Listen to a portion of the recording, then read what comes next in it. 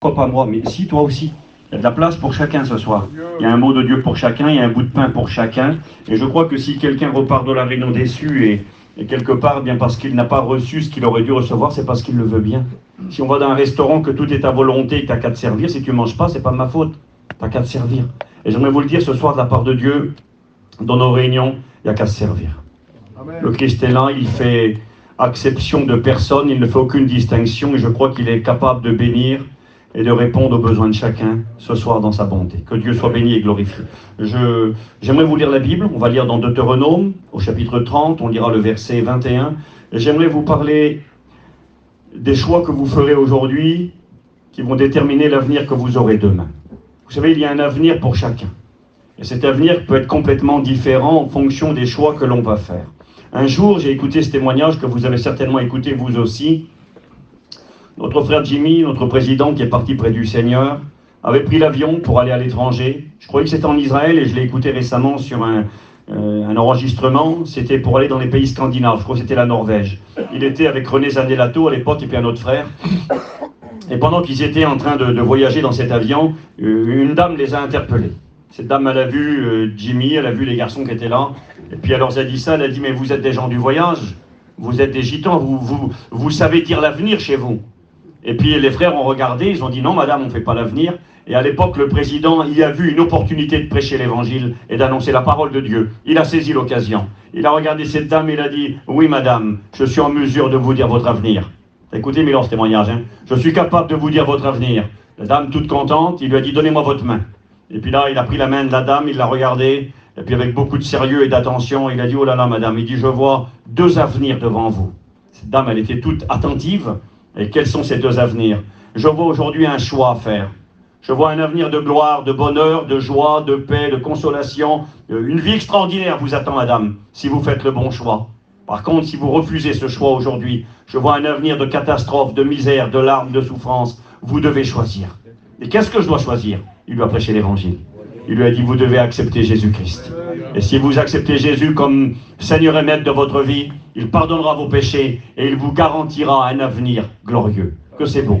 Et c'est ce que j'aimerais faire à mon niveau ce soir. Vous présenter les deux avenirs possibles. Il est écrit dans Deutéronome, chapitre 30 et verset 15, « Vois, je mets aujourd'hui devant toi la vie et le bien. » Ça, c'est le bon côté que Dieu propose. Et il commence par le bon. Je mets devant toi la vie et le bien. Mais je mets aussi devant toi la mort et le mal. Car je te prescris, je te conseille aujourd'hui d'aimer l'Éternel, ton Dieu, de marcher dans ses voies et d'observer ses commandements, ses lois et ses ordonnances, afin que tu vives. Un peu plus loin, verset 19. J'en prends aujourd'hui à témoin contre vous le ciel et la terre. J'ai mis devant toi la vie et la mort, la bénédiction et la malédiction. Et là, Dieu donne un petit conseil, choisis la vie, afin que tu vives, toi, tes enfants, pour aimer l'Éternel ton Dieu, pour obéir à sa voix et pour t'attacher à lui, car de cela dépendent ta vie et la prolongation de tes jours. Et puis, une deuxième lecture, un verset qui est très connu. Puis j'aimerais qu'on fasse encore une petite prière au Seigneur, Jérémie 29, verset 11. Parole adressée à des personnes qui sont dans le désespoir, des personnes qui sont en captivité là-bas à Babylone, c'est des Juifs. Ils ont abandonné l'Éternel, et quand on abandonne Dieu, on est toujours malheureux, parce que le diable vient puis il détruit tout. Et là, tout est cassé, tout est détruit. Ils sont en captivité là-bas à Babylone. Pour eux, il n'y a plus d'espoir, c'est fini. Ils ne reviendront plus jamais chez eux. Dieu les a oubliés. Et c'est là que le prophète dira cette parole. Car je connais les projets que j'ai formés sur vous, dit l'Éternel. Projets de paix et non de malheur. Afin de vous donner un avenir et de l'espérance. Vous m'invoquerez et vous partirez, vous me prierez, je vous exaucerai. Vous me chercherez et vous me trouverez. Si vous me cherchez de tout votre cœur, je me laisserai trouver par vous, dit l'Éternel, et je ramènerai vos captifs. Voyez, parole adressée à des gens en captivité, c'est marqué plus haut. Parole adressée aux anciens qui sont en captivité, aux sacrificateurs, aux prophètes, à tout le peuple que Nebuchadnezzar avait amené captif de Jérusalem à Babylone. Des gens pour qui tout était fini et perdu. Et vous savez, parfois ici-bas sur la terre, la vie est comme ça. La vie est ainsi faite qu'on traverse bien des orages et des tempêtes, et il y a des moments, chrétiens ou pas chrétiens, où on a l'impression qu'il n'y a plus d'avenir possible pour nous. On a l'impression que tout s'est écroulé, que tout est fini, mais ce n'est pas fini. Vous savez, avec le Christ, souvent c'est quand pour nous tout est fini que pour lui tout commence. Et j'aimerais vous dire qu'il y a un avenir ce soir dans ce monde si sombre. si ténébreux, où les gens ont si peur, où les gens sont tellement angoissés devant l'avenir immédiat. Hein, l'avenir est très sombre. J'en parlerai un petit peu ce soir de ce qu'on écoute parler, la télévision, les informations, ce que le monde nous présente un avenir très, très, très noir, très lugubre, très triste, très effrayant. Mais j'aimerais vous dire que pour ceux qui sont chrétiens, nous allons le voir, lever votre tête. Il y a une grande délivrance qui nous attend et il y a un avenir de gloire. On peut faire une petite prière encore ensemble au Seigneur. Tu le fais, Jason? Hein, Jason, tu pries pour moi et pour chacun d'entre nous. Seigneur, je me joins à la prière de mon frère, Seigneur. Toi, ton serviteur qui a besoin de ta grâce. Seigneur, donne-lui les mots nécessaires pour nos cœurs à nous, Seigneur. Bénis l'assemblée qui est là, Seigneur. Qu'on ne soit pas distrait, Seigneur, non. Mais qu'on ait les regards, Seigneur, sur ta parole. Qu'on écoute, Seigneur, et qu'on mette en pratique, Seigneur. Que ton nom soit béni. Merci. Amen. Merci Seigneur, voilà, que Dieu soit béni. J'aimerais ce soir vous parler, alors je vous le dis parce que c'est une réalité, on pourrait avoir la tentation de croire que je parle toujours de ça, c'est pas du tout le cas, pas du tout. J'ai eu l'occasion de prêcher assez souvent récemment, et je crois que ça fait un certain temps que je n'ai pas abordé ce sujet, mais je fais, comme l'a dit tout à l'heure Diego, j'ai prié le Seigneur. Voilà, un prédicateur qui prêche ne cherche pas à faire son malin, on ne vient pas faire nos intéressants. Bon, c'est pas un jeu de prêcher l'évangile, c'est une responsabilité devant Dieu, c'est très sérieux. On le fait avec beaucoup de sérieux, et donc j'ai demandé à Dieu, j'ai cherché une direction, et je crois que c'est ce que je dois faire.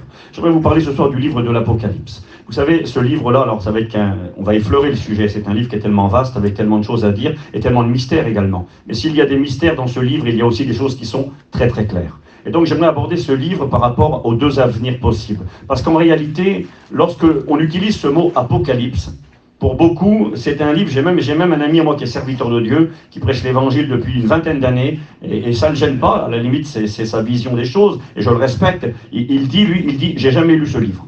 Il est prédicateur, et ce livre-là, il ne le lit pas. Pour lui, c'est un livre inutile, à la limite, si ce n'est pas dans la Bible, ça ne le dérangerait pas. Et je comprends très bien, on peut très bien avoir une vie chrétienne, et vivre une vie chrétienne sans le livre de l'Apocalypse. De toute façon, les premiers chrétiens n'avaient pas ce livre-là.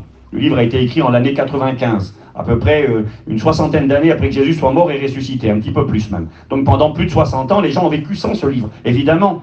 Mais je crois quand même, comme disait notre bien-aimé frère Payan, que nous voulons la Bible tout entière et le Christ tout entier. Et que si Dieu nous a donné ce livre, c'est pas pour qu'il serve à rien, qu'il soit au fond de la Bible, là, et qu'il serve bien au contraire. On va le voir ce soir.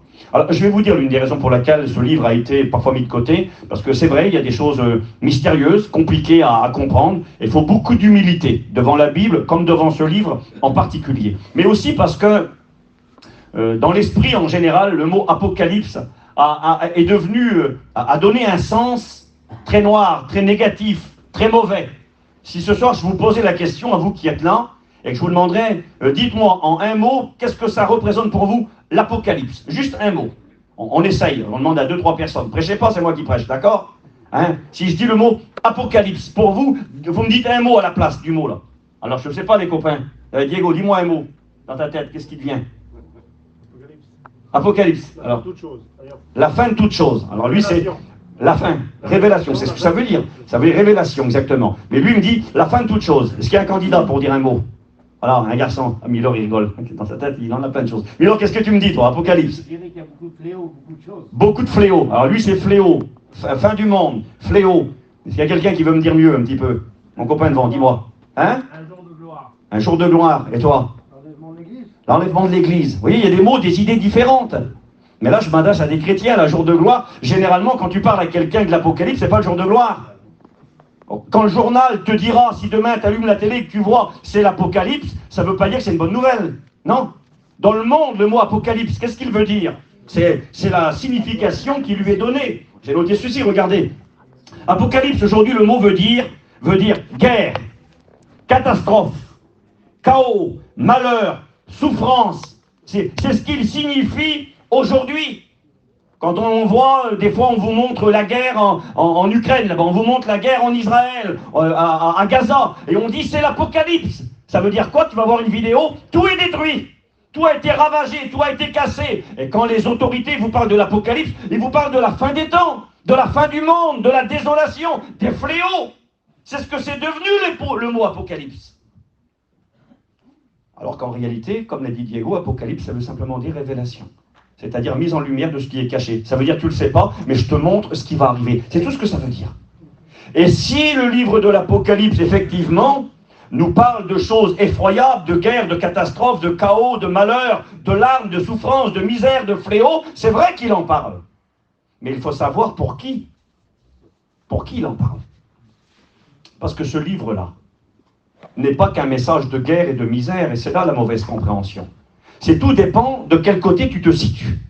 Parce que ce livre-là s'adresse à différentes catégories de personnes. Il s'adresse à des chrétiens. Premièrement, on va le lire tout de suite. Apocalypse 1, verset 1. Vous allez le voir. C'est un livre qui a été écrit pour l'Église, pour lui apporter quoi?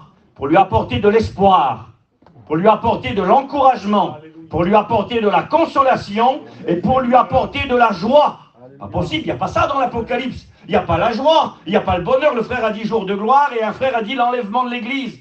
Eh bien, dans l'Apocalypse, il y a de la gloire, il y a de la joie. Mais tout dépend de quel côté tu vas être. Tout dépend du choix que tu vas faire. Que vas-tu faire de Jésus-Christ? Le choix que tu feras va faire que tu verras le livre pas de la même manière. Tout dépend de quel côté tu es. C'est un exemple que j'utilise parfois. Quand un match de ballon se termine, un match de foot de haut niveau, Coupe du Monde, la France contre qui vous voulez, quand il y a le coup de sifflet final, tout dépend de quel côté que tu es.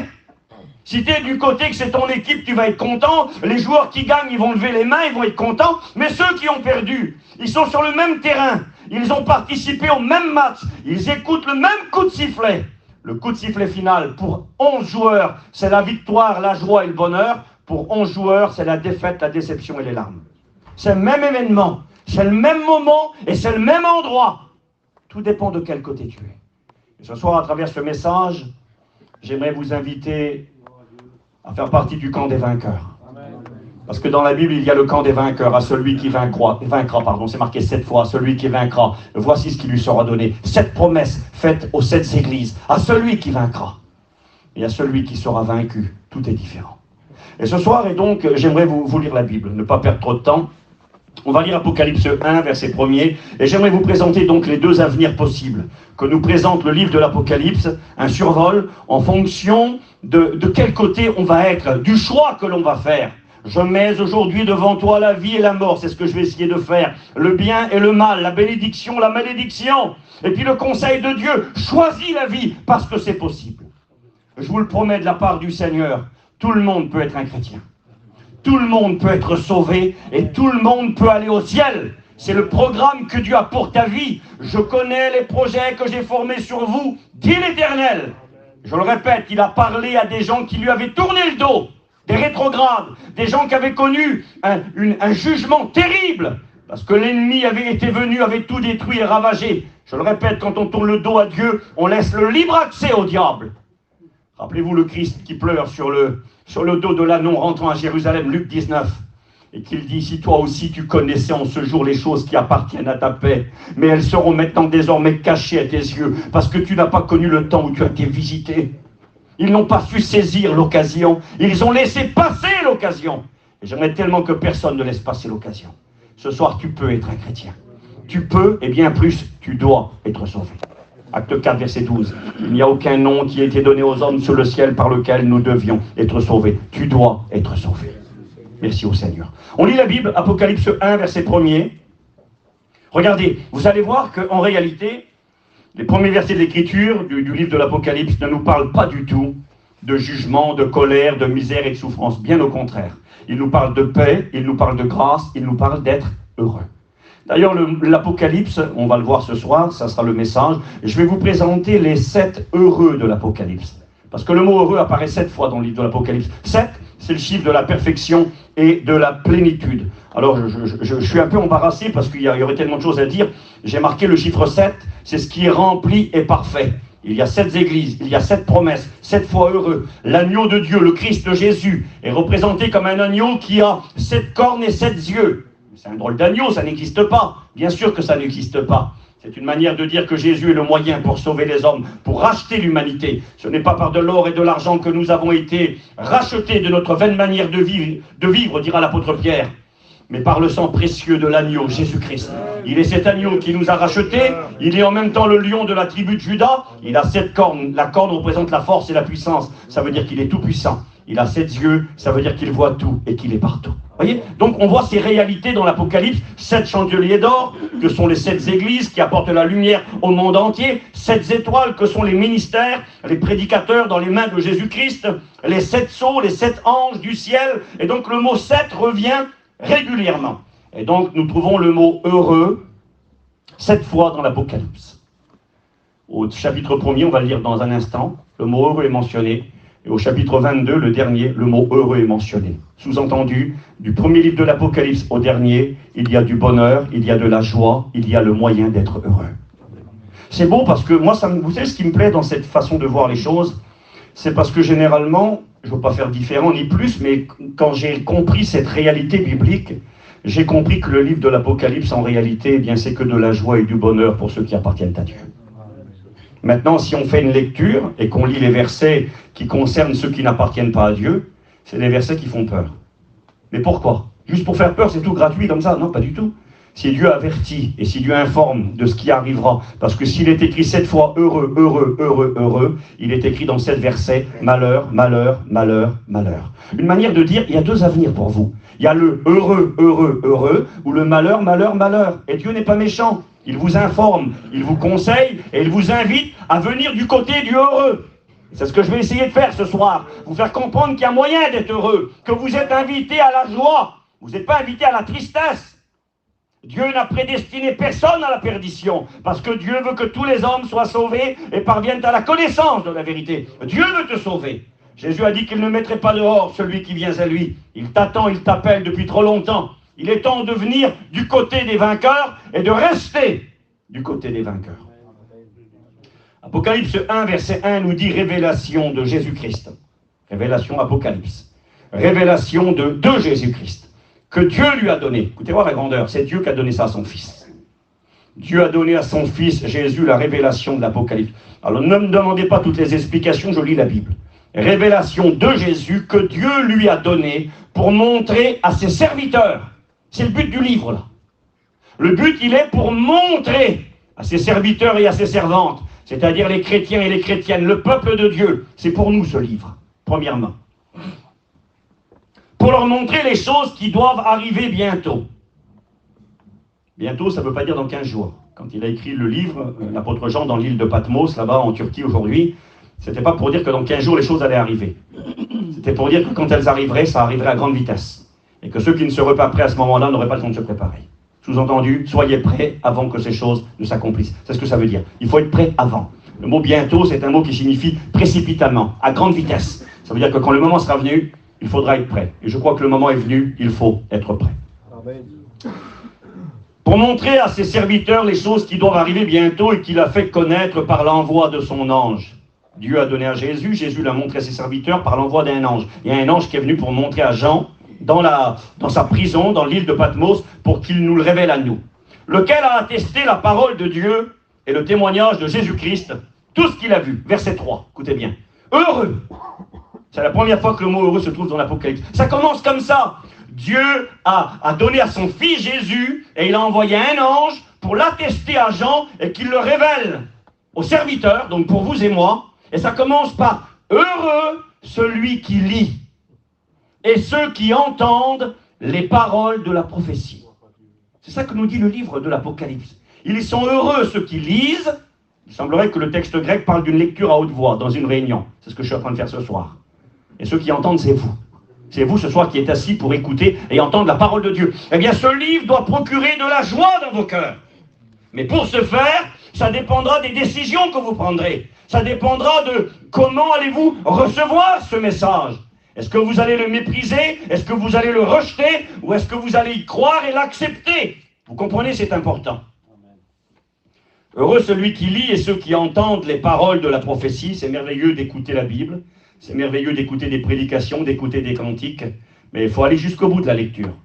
Pour que la joie devienne une réalité. Pour que le mot heureux devienne une réalité dans ta vie, ce soir, j'ai regardé le mot heureux, ça signifie bonheur, bienheureux, bénédiction, plénitude.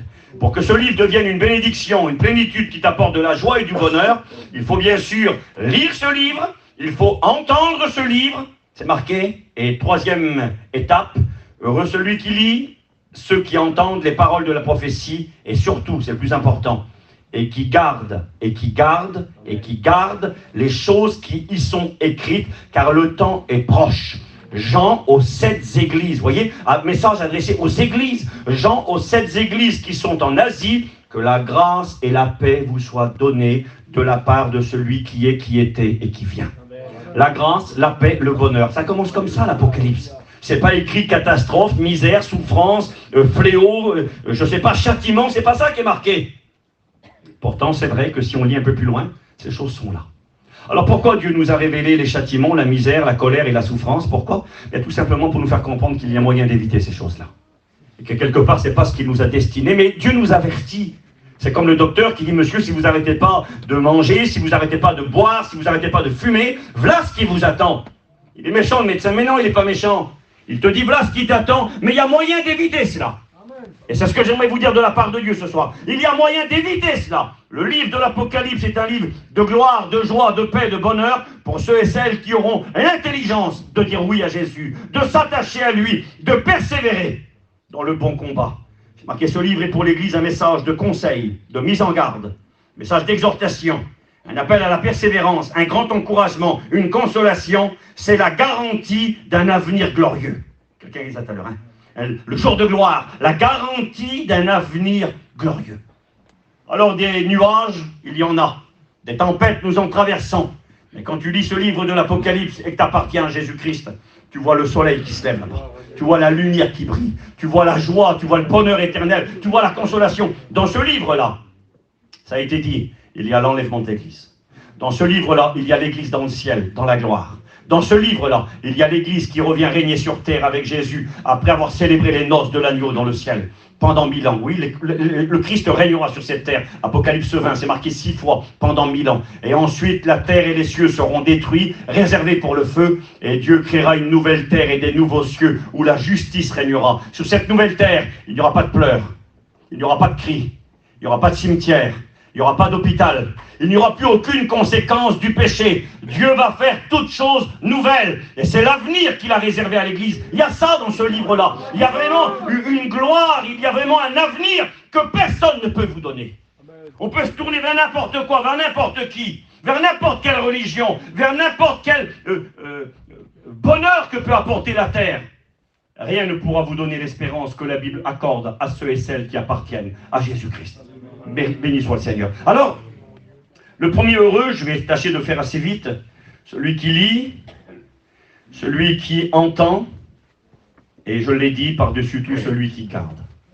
Je vous demande pardon si je suis maladroit dans mes propos, mais je crois que dans nos réunions, c'est l'une des raisons pour laquelle, bien souvent, dans nos familles, dans nos fréquentations, nos amis qui ont bénéficié de l'Évangile, qui ont écouté la parole de Dieu, ne sont pas forcément toujours heureux. C'est parce qu'ils sont au nombre de ceux qui écoutent, mais qui sont bien souvent des auditeurs oublieux. Vous savez, des passoires, on met à l'intérieur et puis ça coule et puis il n'y a rien qui garde. Des seaux percés. Ça existe cela. Et on a beaucoup de personnes dans nos familles, vous en connaissez. Il n'y a pas que des rétrogrades, mais il y a des gens qui viennent aux réunions, qui écoutent la parole, mais ils font qu'écouter. Ils écoutent, c'est tout. Ça reste que du bruit, que des mots. Excusez-moi, blablabla, bla. Peu importe qui parle, peu importe qui prêche, ça reste des mots. Quelle différence quand tu reçois dans ton cœur et que tu dis, Seigneur, je garde maintenant. Amen. Je vais garder. J'ai marqué, heureux celui qui lit et ceux qui entendent, parce que nous devons considérer que dans la Bible, nous l'avons lu dans l'Apocalypse, c'est Dieu qui a donné à son Fils, qui l'a donné à un ange pour nous le transmettre à nous par le biais de l'apôtre Jean. Quelque part, c'est Dieu qui vient de parler dans ce livre-là. Et moi, j'ai noté ça, ça m'a plu. J'ai marqué, Dieu te parle à toi. Dieu te parle à toi. Je ne sais pas si tu réalises ce que ça veut dire, ça. J'ai marqué, alors que certains ne te regardent même pas. Vous savez que ce n'est pas tout le monde qui parle à tout le monde, hein. Allez voir les ministres, allez voir les présidents de la République, allez essayer de leur parler. Allez voir un chanteur, un acteur, je sais pas, un homme du monde, un grand sportif de haut niveau. Il ne te regarde même pas. Il ne fait pas cas de toi, il te méprise. On ne parle pas à tout le monde. Et puis sans prendre des gens trop haut placés, déjà dans notre monde à nous. Notre petit monde, parce que nous on est des petites gens. Il y a des gens qui ne parlent pas à tout le monde. Les gens ils te regardent, des fois ils ne te parlent même pas. Même que tu es de la famille, ils font comme si tu n'existes pas. Parce que tu n'es pas assez important. Et pourtant on n'est pas important. Puis Dieu a décidé de nous parler. Je ne sais pas si vous considérez le privilège, l'honneur d'entendre, d'être au bénéfice de la parole de Dieu. Dieu t'a attiré ici ce soir et il nous a rassemblés parce qu'à travers sa parole, il veut nous parler. Alors déjà là, il y a de la joie. le grand Dieu créateur de l'univers, celui qui connaît tout, qui sait tout, qui peut tout, le Dieu unique, le véritable, a décidé de te parler à toi. Quel privilège. Déjà là, c'est une joie. Pouvoir écouter sa voix, quel bonheur. J'ai noté que Dieu soit glorifié et béni. C'est un privilège et un honneur que d'entendre la parole de Dieu, d'être à son bénéfice. Pourquoi? Parce qu'elle est la vérité. Et parce que sans la connaissance de la Bible, on ne peut pas connaître Dieu. On peut croire en Dieu. Pas besoin de la Bible pour croire en Dieu. Vous allez dans les fins fonds des endroits les plus retirés, dans le fond de la jungle amazonienne, vous allez au fond de l'Afrique, là-bas, les gens ils n'ont aucun contact avec la société. Eh bien, ces gens-là ont cette notion qu'il y a un Dieu. Ils auront une représentation, une statue, mais ils croiront à un Dieu qui est au-dessus de leur tête. Mais ils ne le connaissent pas. Alors, ils font des représentations, ils font un peu n'importe quoi, ils ne savent pas qui il est. Croire en Dieu, pas besoin de la Bible. C'est marqué dans l'Épître aux Romains, chapitre 1er, qu'en considérant la création, et qu'on ne cherche pas le Créateur, on est inexcusable devant Dieu. La création est un livre qui nous parle du Créateur. Donc Dieu existe, c'est une évidence. Mais qui est ce Dieu? C'est la Bible qui nous le révèle. Donc besoin de la Bible et d'être au bénéfice de la parole pour apprendre à connaître qui est Dieu et ce qu'il veut de nous. J'ai noté ceci, celui qui écoute la parole, qui l'entend et qui la garde. Écoutez-moi bien, c'est ce que la Bible enseigne, c'est ce que Jésus a enseigné. Il est plus heureux que Marie, la mère de Jésus.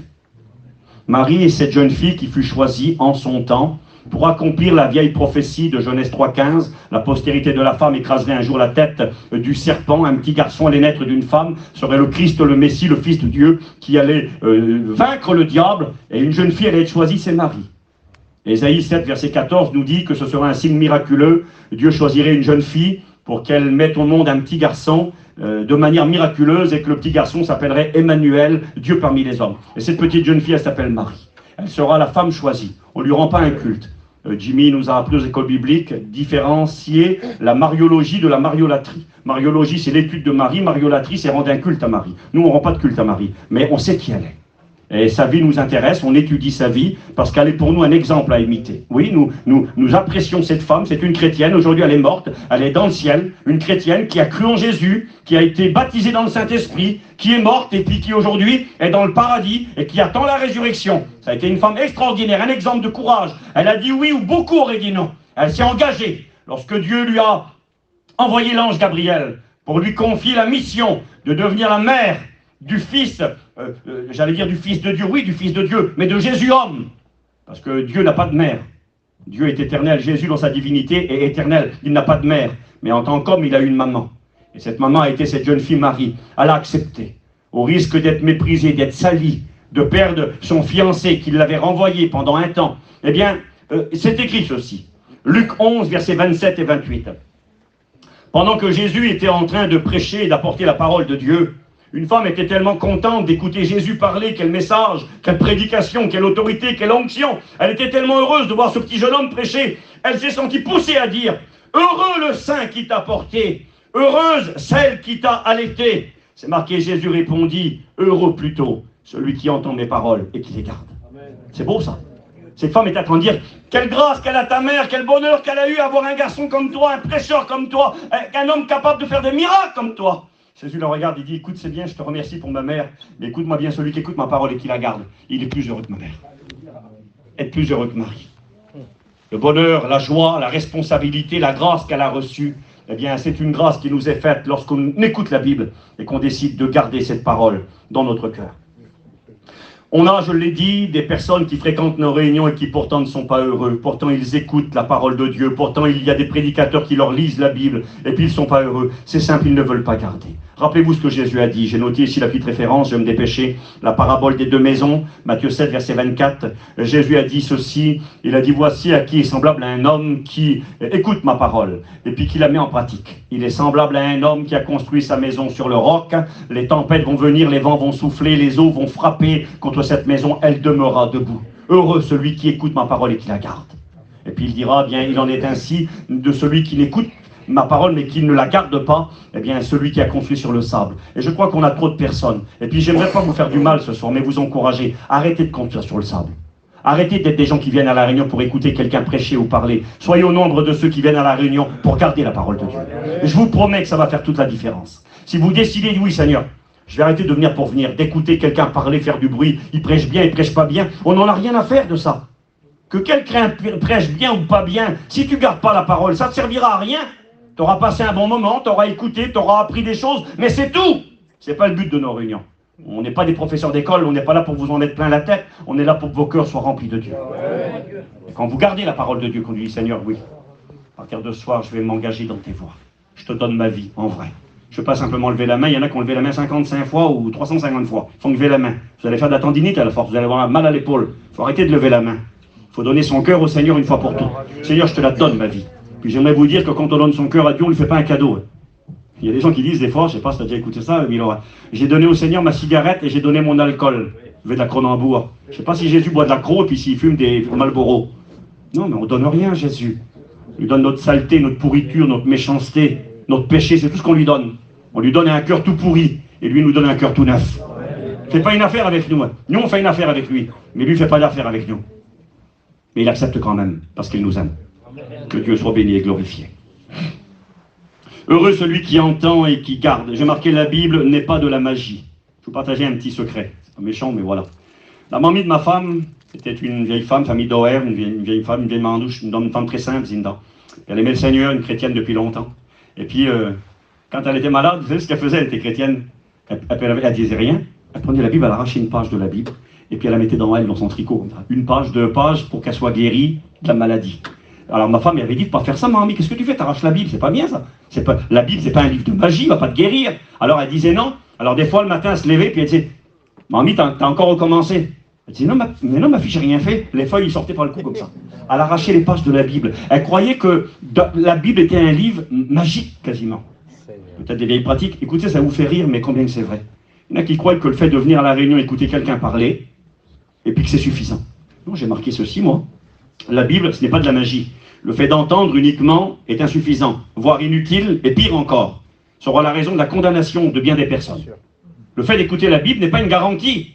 C'est bon, il faut écouter la Bible. C'est une grâce, c'est un bénéfice. On est heureux d'écouter. Mais si on ne la garde pas, elle sera pour nous le moyen de notre condamnation. Ah bon? Oui, regardez, c'est marqué. Jean 12, verset 48. La parole que je vous annonce aujourd'hui, dit Jésus, la parole de Dieu, c'est elle qui vous jugera au dernier jour. Quand vous comparaîtrez devant Dieu, et j'espère que personne ne sera ainsi ce soir, parce que Dieu ne le veut pas et moi non plus. C'est pour ça que je suis venu aussi, moi, avec mes copains, apporter mon petit concours, pour qu'il n'y ait aucun manquant à l'appel. Et quand on comparaîtra devant Dieu, ce qu'on a écouté sur la terre, Dieu nous le dira. Tu te rappelles, tel soir, à telle église, à tel endroit, je t'ai parlé. Dans ton loto, dans ton camion, tu as écouté une cassette. Un chrétien est venu te dire un petit mot, un prédicateur est venu te parler, une prophétie s'est levée. Je t'ai parlé, je t'ai parlé, je t'ai parlé. Oui, c'est vrai, mais tu n'as pas gardé.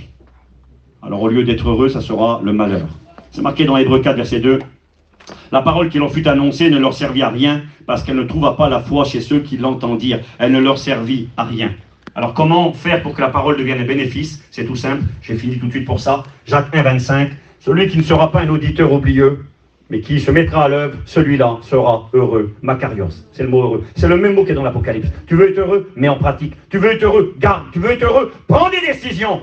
Ne viens pas juste à la réunion pour venir à la réunion. Prends la réunion pour prendre une nouvelle direction dans ta vie. Dire, Seigneur, je change de direction. Je veux être un chrétien. Je veux te sauver. Je peux? Oui, tu peux. Je te promets que tu peux. Pourquoi? Parce que être chrétien, c'est pas je m'en sors tout seul et j'essaye de nager pour... Non, être chrétien, c'est par la force que Dieu me communique dans ma vie. Nous sommes des riens. Nous sommes des incapables et des misérables. Mais s'il y a quelque chose de bon en nous, s'il y a quelque chose de bien, c'est parce que c'est lui qui l'a mis en nous. Il met en nous le vouloir et il met en nous le faire. Que son nom soit béni. Donc j'avance un petit peu plus vite. Je vais passer la deuxième parce que là c'est un peu trop mou. Mal à ta jambe toujours? J'ai une crampe. Ah oui, normal. Voilà, t'as le droit de te lever, lève-toi, ça ne me gêne pas. Merci Seigneur. Que Dieu soit béni. Donc, je vous ai dit, le mot heureux, nous le trouvons au chapitre 1er, au chapitre 22. On va lire vite fait les heureux. La deuxième fois que le mot heureux est dans l'Apocalypse, c'est Apocalypse 14, verset 13. Et là, quelque part, c'est assez particulier. Parce que ce heureux, il prend les gens à contre-pied. C'est marqué comme ça, écoutez. Heureux dès à présent, les morts. Peut-on être mort et être heureux? Pas possible quand même. C'est marqué, heureux dès à présent, c'est-à-dire tout de suite, maintenant, aujourd'hui, les morts. Il faut continuer la lecture. Heureux, dès aujourd'hui, les morts qui meurent dans le Seigneur. Oui, dit l'Esprit, car ils se reposent de leurs œuvres. Et ça, c'est le deuxième heureux de l'Apocalypse. Je vous dis, c'est un livre extraordinaire. L'apôtre Paul dira dans 1 Thessaloniciens 4, verset 13, « Nous ne voulons pas, frères, que vous soyez dans l'ignorance par rapport à ceux qui sont morts. » Quand on ne sait pas, bien, excusez-moi, devant la tombe, devant un cercueil, le cœur est brisé. Et ce qui est normal, la séparation est là, ce qui est un minimum. Mais s'il y avait l'espoir que ça continue après, c'est Job qui a posé les grandes questions. Vous lirez chez vous Job 14, verset 10, et Job 14, verset 14. Il dira, l'homme meurt, où est-il? L'homme expire, où va-t-il? Si l'homme, une fois mort, pouvait revivre, j'aurais de l'espoir tous les jours de ma souffrance. Pourquoi qu'il disait ça? Parce qu'il avait perdu ses 10 enfants. Ses 10 enfants étaient morts. Et là, il a de se poser des grandes questions, si l'homme, une fois mort, pouvait revivre, si j'avais l'espoir de l'avoir. Mais où sont-ils? Il ne savait pas. Il ne savait pas. Et dans son épreuve, Dieu va l'éclairer. Dieu va lui apprendre où sont ses enfants. Dieu va lui apprendre que la vie continue après la mort. Où est-ce que c'est écrit, Steve? C'est marqué dans Job chapitre 19. Il dira, je sais maintenant. Il ne savait pas au départ. Parce qu'il pose des questions au chapitre 14, verset 10 et verset 14. Il dira, un arbre a de l'espoir. Quand on le coupe, ses racines à l'approche de l'eau font des rejetons, des repousses. Lui, il a d'espoir, l'arbre. Mais moi, j'en ai pas d'espoir. Et Dieu va l'éclairer. Et quand Dieu va l'éclairer, il va dire ceci. Je voudrais que mes paroles soient gravées dans un livre. Après, il dira sur le roc, avec un burin et un marteau. Donc, gravé pour que ça passe aux générations à venir. Et il dira, je sais que mon Rédempteur est vivant. Le Rédempteur, c'est celui qui paye le prix pour les coupables. Je sais que mon Rédempteur est vivant, qu'il se lèvera le dernier sur la terre. Et quand mon corps aura été détruit, et que ma chair sera retournée à la poussière, il parle de la mort physique, destruction du corps humain. Quand mon corps sera retourné à la poussière, alors quoi? C'est fini? Non, ce n'est pas fini. Alors mes yeux verront Dieu et il me sera favorable. Mon âme languit d'attente au-dedans de moi. Une traduction dira, je suis pressé que ce jour arrive. Un chrétien qui meurt n'est pas anéanti, n'a pas cessé d'exister. Il continue de vivre. Jésus n'a-t-il pas dit dans Jean chapitre 11, verset 25, « Je suis la résurrection et la vie. Celui qui croit en moi vivra, même quoi? Même s'il meurt. Et quiconque vit et croit en moi ne mourra jamais. » Un chrétien ne meurt pas. Dieu n'est pas le Dieu des morts, mais des vivants, car pour lui, ils sont vivants. Il est le Dieu d'Abraham, d'Isaac et de Jacob. Il est le Dieu des vivants. Rappelez-vous Romains chapitre 8. Car j'ai l'assurance, dira l'apôtre Paul, que rien ne pourra me séparer de l'amour de Dieu manifesté en Jésus, même pas la mort. Ni la mort, ni la vie, ni les choses présentes, ni les choses à venir, ni les dominations, non, rien ne pourra me séparer de l'amour de Dieu manifesté en Jésus-Christ. Rien ne peut nous séparer. La mort n'est qu'une porte ouverte. On ouvre la porte, on quitte son corps, mais on continue de vivre. Continue de vivre pour ceux qui appartiennent à Dieu, avec Dieu. C'est marqué où? Je vous lis un ou deux petits versets. Je crois que c'est une consolation. Le verset que je n'ai pas cité, 1 Thessaloniciens 4, verset 13. Nous ne voulons pas, frères, que vous soyez dans l'ignorance par rapport à ceux qui sont morts, afin que vous ne vous affligiez pas comme ceux qui sont sans espérance. Ceux qui ne connaissent pas Dieu sont sans espérance. Devant la tombe, c'est le néant. C'est froid, c'est fini. C'est le désespoir total. C'est les adieux. Hein, c'est marqué, excusez-moi, sur certaines tombes, je l'ai vu des fois, regret éternel. Des regrets pour l'éternité. Regret éternel. Adieu. Bien, quand un enfant de Dieu perd quelqu'un qu'il aime, et que ce quelqu'un est mort dans le Seigneur, il a cette assurance que ce n'est pas un adieu, mais un au revoir. Vous savez, quand on dit au revoir, il y a le mot revoir dedans. On va se revoir. On peut pleurer, oui. On peut pleurer le au revoir. On se sépare pendant 15 jours, 6 mois, 1 an, 5 ans. Au revoir. On pleure. Mais ce n'est pas un adieu. Ce n'est pas les larmes de l'adieu, c'est les larmes du au revoir. Et donc, quelques petits mots rapidement. Un chrétien qui meurt, il continue de vivre. Un chrétien qui meurt, il est heureux. Heureux dès à présent les morts qui meurent dans le Seigneur. Un chrétien qui meurt, il est dans le meilleur. Dans le meilleur que l'on ne peut pas concevoir. C'est écrit où? Philippiens, chapitre 1, verset 21. Car Christ est ma vie, dira l'apôtre Paul. Et la mort?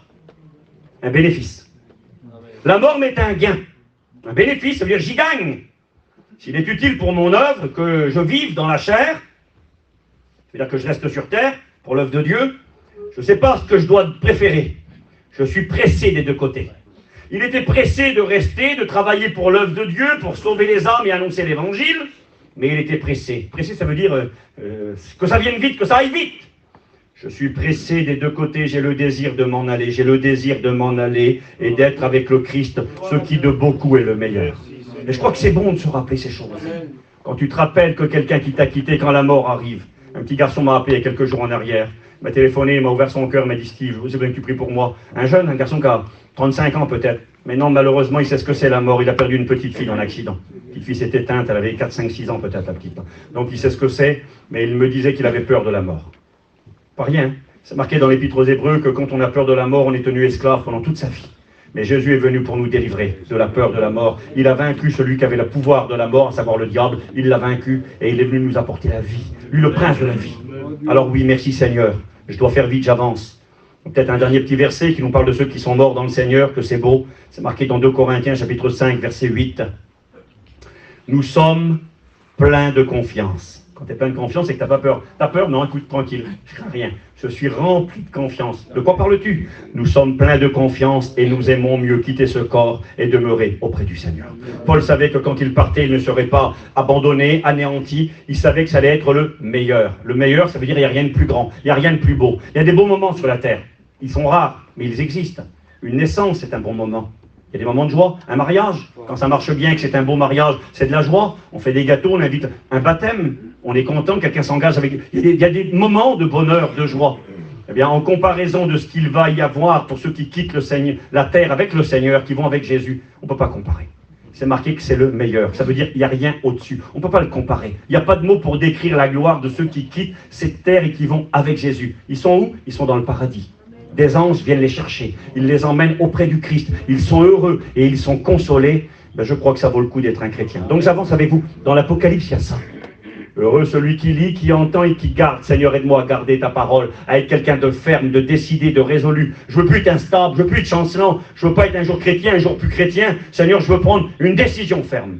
On est en Normandie, si oui. En Normandie, c'est peut-être bien que oui, peut-être bien que non.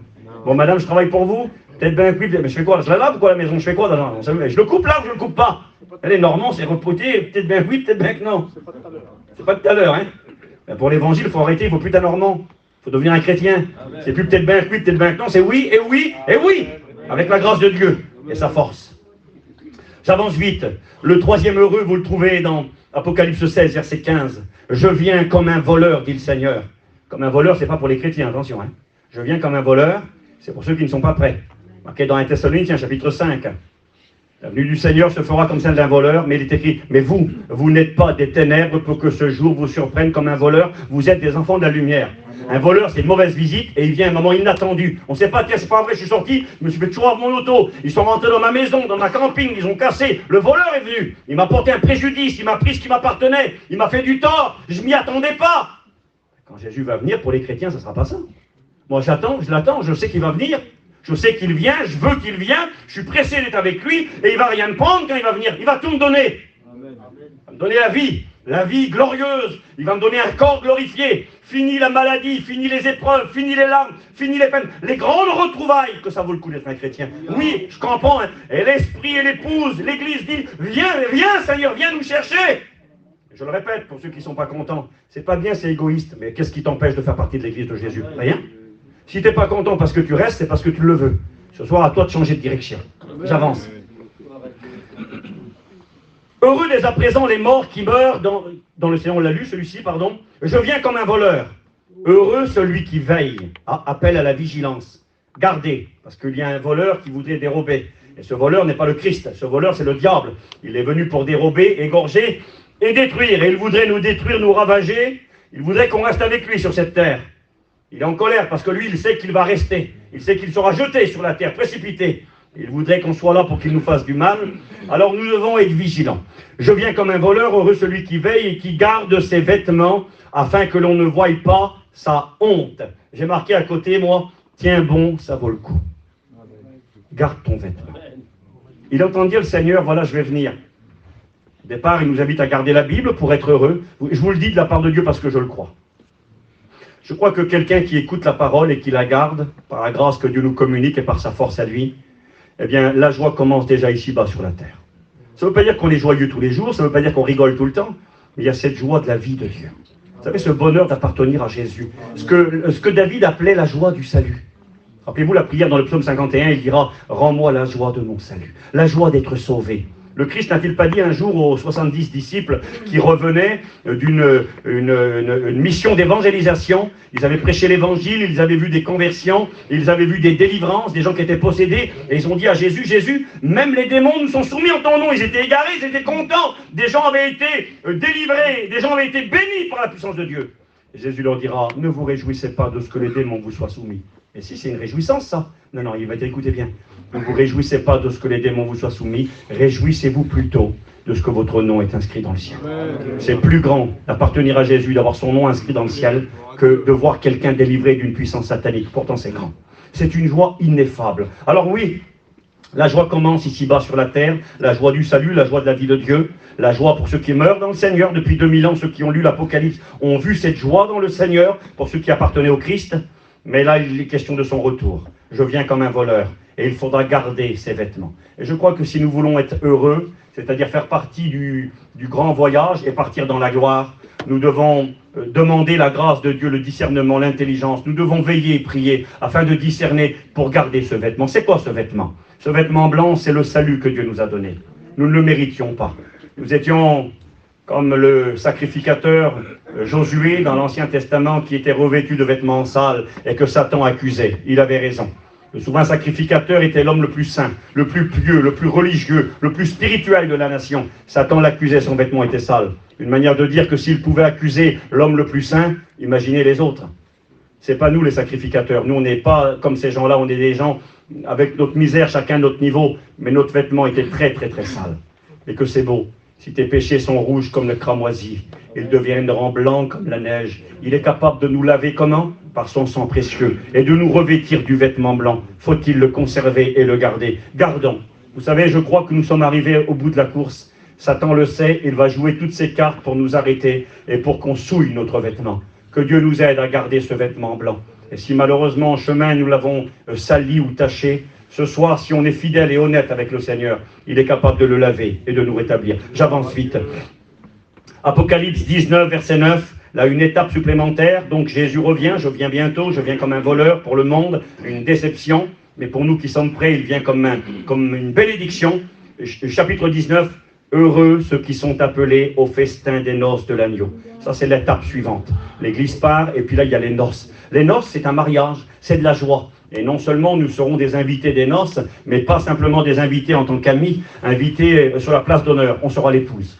Quel bonheur. Il y a cette perspective. Vous savez, de bonheur, un repas. Il y a une doctrine dans la Bible qui s'appelle la doctrine de la réconciliation. Et cette doctrine, c'est la doctrine du repas. Pourquoi est-il écrit dans le psaume 23 « Il dresse une table en face de mes adversaires » Pourquoi Jésus a-t-il institué la Sainte Seine, qui est un repas? Quand Jésus s'est montré aux apôtres ressuscités, il est écrit qu'il a préparé un repas, du poisson, ils sont venus, ils ont mangé avec lui. Mais pourquoi à chaque fois un repas? Parce que le repas représente la réconciliation. On ne mange pas avec un ennemi. D'ailleurs, on utilise une expression en français en particulier, le mot copain. On dit, tiens, lui, c'est mon copain. Elle, c'est ma copine. Mais ça vient de quoi, ça, le mot copain? Il y a le mot pain dedans. Le mot copain veut dire celui avec qui je mange mon pain. Je mange mon pain avec un ami, je ne mange pas avec un ennemi. Et Jésus n'a-t-il pas dit dans Apocalypse 3, verset 20, « Je me tiens à la porte, si quelqu'un entend ma voix et ouvre la porte, j'entrerai chez lui, je ferai quoi avec lui? Je souperai avec lui, et lui avec moi. » Ça veut dire, il y aura de la joie, de la réconciliation. Qu'est-ce qu'on fait quand on voit quelqu'un qu'on aime bien, qu'on ne s'est pas vu depuis un petit moment? On dit, on mange un bout de pain ensemble. Je t'invite à ma table, viens manger chez moi. On se fait une grillade, on mange un bout de pain, on mange de la charcuterie, on mange n'importe quoi. On est content de passer un moment ensemble. Eh bien, c'est ce que Christ est en train de nous promettre. Il est en train de nous dire, on va passer un drôle de moment ensemble. On va se réjouir ensemble. Quand tu manges, tu te réjouis. Hein? Tu ne manges pas quand tu es malheureux. Tu ne manges pas quand tu es malade. Mais si tu es capable de te nourrir, et c'est parce que tu te réjouis de ce que Christ a préparé. Donc je fais vite. Heureux ceux qui sont appelés au festin. Ce soir, vous êtes tous appelés aux noces de l'agneau. J'avance. Apocalypse 20, verset 6. Heureux et saints ceux qui ont part à la première résurrection. Et là, on continue d'avancer dans la révélation. La joie de celui qui garde, la joie de ceux qui meurent dans le Seigneur, la joie de ceux qui seront prêts quand il viendra et qui auront combattu le bon combat et gardé le vêtement blanc. La joie de ceux, nous l'avons vu tout de suite, qui auront part aux noces de l'agneau. Les noces, on ne fait pas un mariage à deux, hein. On fait un repas avec plein de gens. Mais il y aura tous nos bien-aimés qui seront là. Il y aura ceux qui nous ont devancés, Ils ne partiront pas devant nous, mais en même temps avec eux, nous partirons avec eux à la rencontre du Seigneur dans les airs, et nous serons toujours avec le Seigneur. Consolez-vous les uns les autres par ces paroles. Une manière de dire, d'ailleurs c'est ce que le dira l'apôtre. Il dira, Dieu ramènera par Jésus et avec lui ceux qui sont morts. Il ne va pas les oublier, il va les prendre, il va les ramener avec lui, et nous on part avec eux à la rencontre du Seigneur. Quel bonheur! On va retrouver nos bien-aimés, ceux qui sont déjà heureux, ceux qui sont déjà consolés, ceux qui sont auprès du Seigneur avec leur âme, dans le paradis, dans le lieu d'attente, eh bien très bientôt vont retrouver leur corps, le corps va ressusciter, et c'est ce qu'il est écrit ici, heureux et saints ceux qui ont part à la première résurrection, Apocalypse 20, verset 6, la seconde mort n'a pas de pouvoir sur eux, mais ils seront sacrificateurs de Dieu et du Christ, et ils régneront avec lui pendant 1000 ans. Il y a tout ce programme.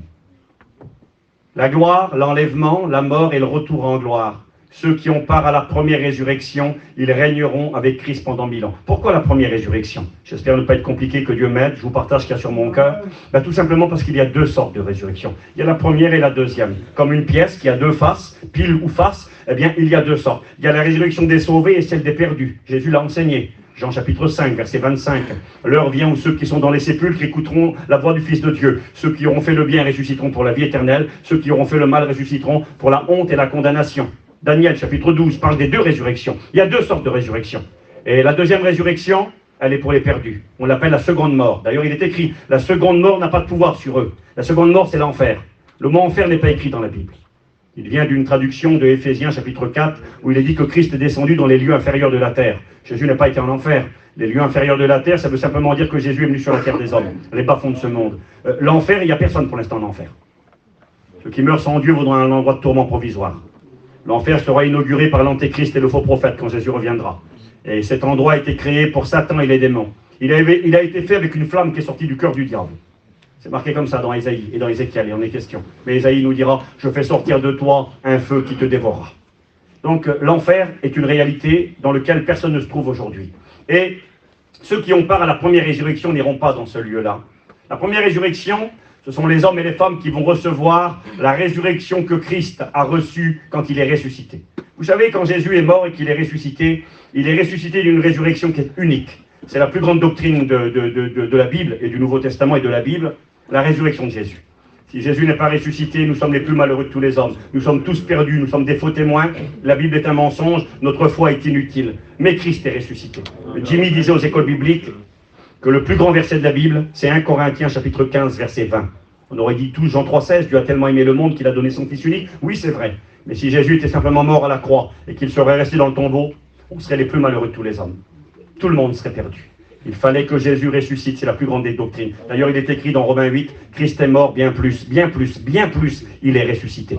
Christ est ressuscité. Il est revenu à la vie. Avec quel corps? Il n'est pas revenu à la vie avec le corps tel qu'il était quand on l'a mis sur la croix. Excusez-moi, ce n'était pas un corps déchiqueté en miettes, en lambeaux. Quand Christ est ressuscité avec son corps, c'était son corps. Mais son corps était maintenant capable de faire des choses extraordinaires. Capable de traverser les bandelettes, capable de traverser les murs, capable de s'envoler dans le ciel. Quand Jésus s'est montré aux disciples le dimanche de la résurrection, il est écrit qu'il a traversé les murs et qu'il est apparu au milieu d'eux. La porte était fermée à clé. Et son corps du Christ, il ne peut pas vieillir, il ne peut pas mourir. Et c'est le corps que nous allons avoir. Vous lirez chez vous dans 1 Corinthiens 15, il est écrit que le corps est semé méprisable, il ressuscite plein de force, il est semé faible, chétif, il ressuscite glorieux. Et là, c'est marqué, heureux et saints ceux qui ont part à la première résurrection. C'est une manière de dire, si tu es chrétien, que tu es fidèle et que tu t'attaches à Jésus et que tu l'aimes par sa grâce, je te le promets, le corps ne restera pas dans le tombeau. Le corps ressuscitera. Dieu va accorder une victoire totale. C'est marqué dans Hébreux chapitre 11 verset 40 que ceux qui sont morts dans la foi ne parviendront pas sans nous à la perfection. La perfection, c'est le jour où le corps, l'âme et l'esprit ensemble, un corps glorifié et qui pourra vivre éternellement. L'âme viendra réintégrer son véhicule, le corps. Et là, avec le corps, nous partirons dans le ciel à la rencontre du Seigneur et nous serons avec Jésus. Un corps qui ne vieillit pas, un corps qui ne fait pas mal. Vous savez, quand Jésus va revenir sur la terre pour régner pendant 1000 ans, il viendra avec ce corps. Ça fait 2000 ans qu'il est parti. Le corps n'aura pas pris une seule ride. Un corps qui ne vieillit pas, on en a besoin. Je ne sais pas pour vous, mais moi j'ai mal des fois. J'ai mal aux bras, j'ai mal aux reins, j'ai mal aux jambes. Je commence à sentir des douleurs de ce que le corps produit et des conséquences du péché. Quand je serai dans la gloire, fini la souffrance. C'est ce que me promet le livre de l'Apocalypse. Donc je fais vite. Il est 9h30. J'ai noté ceci. Apocalypse 22, verset 7. Je viens bientôt. Alors ça veut dire je viens subitement, c'est-à-dire soyez prêts, il y a tout ça qui est pour vous là. Hein. La gloire, la première résurrection, les noces de l'agneau, que c'est beau. Alors je viens bientôt, heureux celui qui garde les paroles de la prophétie de ce livre. J'ai marqué quel précieux livre, quelle vérité, quel sérieux. Dans ce livre de l'Apocalypse, il y a tout ça, il y a toute l'espérance, il y a toute la gloire. Devant la tombe, les plus grands s'écroulent. Devant la mort, le monde est terrorisé. Job a appelé la mort le roi des épouvantements, la reine des épouvantes. Elle terrorise le monde. Un chrétien devant la mort ne tremble pas. Je me rappelle de la conversion de cet homme. C'était un gardien dans les pays de l'Est quand les chrétiens étaient persécutés là-bas. On tuait les chrétiens parce qu'ils aimaient Jésus. On les amenait au poteau d'exécution et on les tuait à coups de fusil. Et un jour, un chrétien allait être exécuté. Et son bourreau s'est converti. Vous savez pourquoi? Parce que son bourreau l'a regardé et lui a dit « Alors t'as peur, tu vas mourir ?» Le chrétien lui a dit « Non, je n'ai pas peur, ma vie est dans les mains du Christ. Si je dois partir aujourd'hui, je suis prêt. » Et il s'est approché de lui, il avait l'habitude de voir des gens être exécutés, et il expliquait que quand les gens étaient devant la mort, la majorité pleurait, tremblait, le cœur battait très très vite. Il était là, on voyait que le cœur battait très vite, la peur, la mort allait arriver. Et il s'est approché de ce chrétien, il a mis la main sur sa carotide, là sur le cou, il a écouté, et le cœur battait tout doucement. Ça l'a saisi. Il n'avait jamais vu quelqu'un mourir comme ça. Et devant la paix qu'avait dégagé ce chrétien devant la mort, cet homme a cherché Dieu et il s'est converti au Christ. Simplement en écoutant le cœur d'un chrétien battre. Je vous le promets que c'est vrai. Nous ne sommes pas des héros, on n'est pas des champions du monde, mais nous sommes des enfants de Dieu. Moi j'appartiens à Jésus. Est-ce que je veux mourir aujourd'hui? J'ai des enfants, des petits-enfants. Mais si on regarde à ça, bien on aura tout le temps des enfants, des petits-enfants. Ma vie est dans ses mains. C'est lui le grand patron, il sait ce qu'il fait. Et s'il faut partir, je sais où je vais. Un jour, je vous partage un petit témoignage, j'irai jusqu'à où ce que je peux aller. On revenait d'Israël, on était dans un avion israélien, on arrivait à Paris ici, là. Et au moment d'atterrir, j'étais assis entre deux gradés, il y avait à côté de moi deux juifs. Il y avait un juif pieux, un juif de la loi, là, la Torah, les grandes bouclettes, enfin un juif de la loi, la kippa, était à côté de moi. Et à côté un autre juif pas trop pieux, lui. Lui, il aimait bien boire un coup, il aimait bien la vie, mais ouais, pas trop, mais quand même deux juifs. Et puis là, on va pour atterrir à Paris, à Charles de Gaulle. Et quand on va pour atterrir, on voit le goudron. Et on était arrivé là, et on est arrivé, il atterrit. L'avion, il accélère, il repart. Et puis devant, on avait des petites tablettes. Et c'était marqué dessus, ça, sur certains grands avions, ça montre l'endroit où tu es, les distances que tu parcours. Et là, l'avion, il a redécollé, on est reparti, on s'est retrouvé au-dessus de Reims. Pas loin. Qu'est-ce qui se passe? Et puis là, ces deux juifs à côté de moi, vous auriez vu la peur qu'ils avaient. Ils ont dit, mais qu'est-ce qui se passe? Le Garaggio à côté, là, il vendait des livres dans les grandes universités en France. Un Garaggio, un cerveau à 50 étages, un intellectuel, mais en même temps un homme religieux. Et puis là, j'ai vu des gens avoir peur. Il m'a regardé. Elle m'a dit, monsieur, c'est pas normal ce qui arrive. J'ai bien compris que c'était pas normal. On allait atterrir, l'avion il est reparti, et on est parti, je sais pas moi, à 100 ou 200 km de Paris. Il y avait un problème. Il y en avait un en plus. Le monsieur, il a pensé aux attentats. Le 11 septembre, les attentats, un attentat, qu'est-ce qui se passe? Et ce monsieur-là, je l'ai regardé, et j'ai voulu, Linda, j'ai voulu leur donner un petit peu de peine, un petit peu les encourager. En vérité, c'est vrai, Dieu connaît mon cœur, je ne suis pas un héros, mais je n'avais pas peur. Ma vie est dans ses mains, je sais en qui j'ai cru. Je les ai regardés, je leur ai dit, écoutez monsieur, combien même ce jour devrait être le dernier, vous êtes un croyant, vous? Ben, si on connaît Dieu, on n'a pas peur, parce qu'on sait où on va. C'est ce qu'il m'a répondu. Et là, il m'a dit, monsieur, personne n'est revenu pour nous dire ce qu'il y a après. Voilà, écoute, c'est pas fini. J'ai comment ça, monsieur, personne n'est revenu pour nous dire. Alors je ne pouvais pas parler de Jésus, ils ne croyaient pas en Jésus, la majorité d'entre eux. Alors je cherche dans mon esprit 3 secondes, je cherche un personnage de l'Ancien Testament. Alors je pense à Job, justement, Job. Je sais que mon Rédempteur est vivant, quand mon corps sera retourné à la poussière, alors je verrai Dieu, il me sera favorable. Je suis pressé que ce jour arrive. Je lui cite ça, moi. Je dis, monsieur, c'est marqué dans le livre de Job, chapitre 19, ce que je viens de vous dire. Tu sais ce qu'il me dit? Il me dit, Job, on n'est même pas sûr qu'il a existé. Mon sauveur, il était beau, juif pieux. Et j'ai compris que tout pieux qu'il était, il n'y avait plus de piété devant la mort. Devant la mort, il ne croyait même plus en Job. Devant la mort, il disait, personne n'est revenu. Il tremblait comme une feuille. L'autre à côté, l'autre, il pensait qu'à boire, l'autre. Que de l'alcool, il pensait. Il était en miettes, la peur qu'ils avaient. Puis je vous coupe au court, on a quand même atterri, je suis là aujourd'hui. On a atterri, il y avait un problème sur l'aile de l'avion. Dès qu'on a atterri, ils n'est qu'une échelle, ils ont vérifié, il y avait un problème, c'était important. Quand le petit Garaggio côté me dit, oh, ben, je suis bien content, quand j'arrive à la maison, je vais me boire un bon coup. Vous voyez, la peur. Et puis le juif pieux à côté, j'ai vu que c'était que du cinéma. Les gens pieux et tout ce que vous voulez, quand il n'y a pas Jésus dans un cœur, c'est que du cinéma. Et nous sommes des chrétiens. On n'est pas les meilleurs, mais Dieu nous a choisis.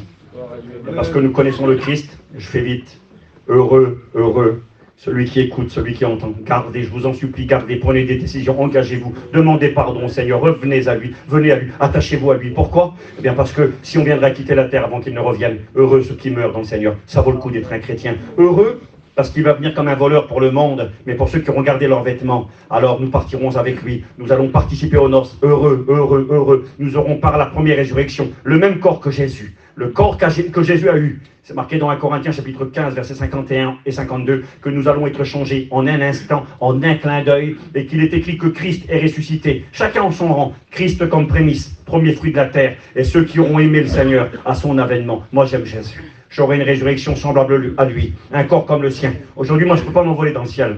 Je n'ai pas d'aile dans le dos, on le dit souvent. Ben, quand Jésus va venir me chercher, il va transformer mon corps en un instant, en un clin d'œil. Et là, je m'envolerai dans le ciel et je partirai à la rencontre de mon Sauveur. Je régnerai avec lui, béni soit le Seigneur. Je serai à ses côtés. Le dernier heureux dans l'Apocalypse 22, verset 14, il est écrit « Heureux ceux qui lavent leurs robes, afin d'avoir droit à l'arbre de vie, et d'entrer par les portes de la ville. » De quoi parle-t-il? De quelle ville parle-t-il? Il parle de la ville que la Bible appelle la Nouvelle Jérusalem. C'est une ville céleste. Peut-être que ça va peut-être étonner ou choquer, ou je ne sais pas moi, mais c'est ce que la Bible enseigne. La Bible déclare qu'il y a une cité dans le ciel. Une cité dont Dieu est l'architecte. C'est pour cette cité que Abraham a quitté sa patrie, car il avait en vue la cité au solide fondement, celle qui dure éternellement.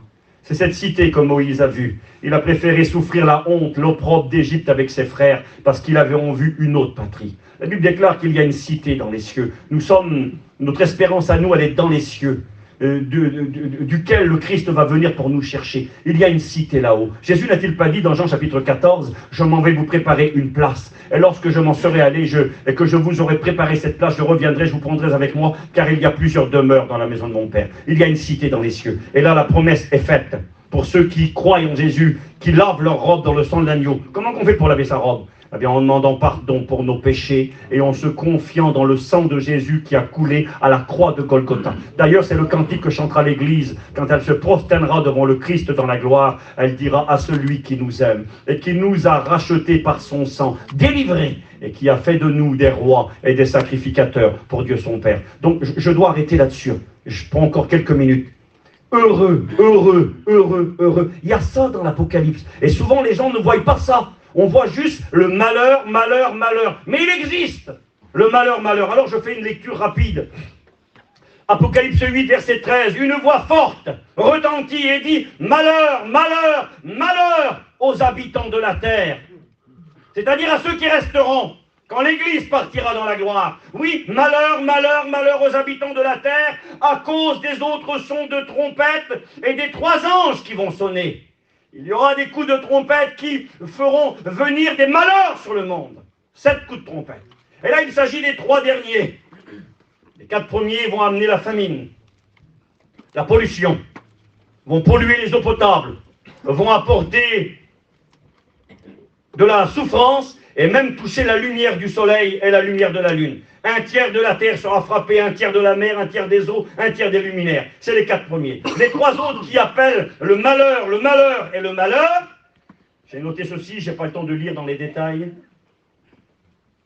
Le premier malheur sera l'abîme qui sera ouverte. C'est écrit dans Apocalypse 9, versets 1 à 12. C'est quoi cet abîme? Cet abîme, c'est cet endroit où les démons, dans Marc 5, n'ont pas voulu aller. Il y avait un homme qui était possédé, on l'appelle l'homme de Gadara, il avait une légion de démons, 6000 démons qui le tourmentaient nuit et jour, qui provoquaient en lui un esprit de suicide. Il était devenu complètement fou, dévêtu, il souffrait le martyre, un cauchemar sur terre. Jésus vient le délivrer, les démons vont dire « Ne nous envoie pas dans l'abîme ». Ils ne veulent pas aller dans l'abîme. Quel est cet abîme? C'est marqué que cet abîme, qui veut dire un lieu profond, il est habité par des personnages et que l'un d'entre eux s'appelle Abaddon ou Apollyon. Marqué dans la Bible, ça veut dire destructeur. C'est un chef des démons qui est très puissant et très redoutable. Il est accompagné de multitudes de démons, des myriades et des myriades qui sont dans cet endroit. Est-ce que c'est le même abîme que Jésus explique dans Luc 16 quand il parle d'un homme qui s'appelle Lazare qui va mourir, aller en haut dans la consolation et que le riche ira dans le tourment? Il est écrit qu'il y a un abîme qui sépare. C'est possible. Mais même si ce n'est pas ça, cet abîme est un endroit profond où se trouvent les démons les plus méchants, les plus cruels. Et c'est marqué dans l'Apocalypse, et on comprend pourquoi il s'agit là de malheur Ce sera une souffrance mentale, morale. Vous savez, il y a la souffrance physique, mal aux pieds, mal à la tête, mal aux bras, mais la souffrance de l'âme, on ne peut pas l'identifier. D'ailleurs, les docteurs ne savent pas soigner l'âme. Ils abrutissent le corps pour soigner l'âme. Quelqu'un qui fait de la dépression, de l'angoisse, comment le docteur va te soigner? Il va te prendre des cachets pour te faire dormir. Et tu es à moitié abruti, à moitié... Parce qu'il ne peut pas soigner l'âme. L'âme n'est pas physique. Mais les souffrances de l'âme sont parfois les pires. Des fois, tout est bien dans le corps, mais quand l'âme est torturée, l'angoisse. Eh bien, il est écrit que ces démons vont tourmenter les hommes pendant 5 mois, à un point tel que les hommes demanderont la mort. Ils seront tourmentés comme la piqûre d'un scorpion. 5 mois. Et là, il est question de malheur. Et le 6e malheur, je fais vite. C'est noté ici, dans toujours Apocalypse 9, versets 12, 13, 14, il est question d'une guerre nucléaire. Une guerre nucléaire qui s'abattra sur le monde. Ce n'est pas la première guerre que va connaître le monde après l'enlèvement. Quand l'Église part au ciel, il y a une guerre mondiale, juste après. Vous trouvez ça dans Apocalypse au chapitre 6. La paix va être enlevée de la terre, les hommes vont s'égorger les uns les autres. Ça, c'est un temps de chaos et de désespoir, une grande guerre mondiale. Elle ne sera pas unique. Elle sera suivie quelques mois ou quelques années plus tard d'une guerre nucléaire. Il est question d'une armée de 200 millions de soldats, et il est écrit qu'un tiers de l'humanité va mourir par le feu, la fumée et le soufre. Une guerre nucléaire. On nous en parle aujourd'hui. On nous a parlé il y a 2 ans, on a vite oublié, de Satan 2, le grand missile russe, capable de détruire la France complète, détruire l'Angleterre complète. On en a écouté parler, on a vite oublié, on est passé à autre chose. La guerre continue pourtant. La Bible nous annonce, et je comprends pourquoi, malheur, malheur, malheur aux habitants de la terre, c'est-à-dire pour ceux qui resteront à cause des catastrophes qui vont s'abattre sur le monde. Les démons vont tourmenter les hommes à un niveau jamais égalé. Pourtant, aujourd'hui, ils font déjà beaucoup de dégâts. Ensuite, une guerre nucléaire. Et ensuite, la 7e trompette annoncera les 7 coupes de la colère de Dieu qui s'abattra sur le monde. Donc, je n'y attarde pas. Mais je comprends pourquoi qu'il y a du malheur et du malheur. Apocalypse 9, verset 12. 2e fois que le mot malheur est mentionné. Le premier malheur est passé. Voici, il vient encore 2 malheurs après cela.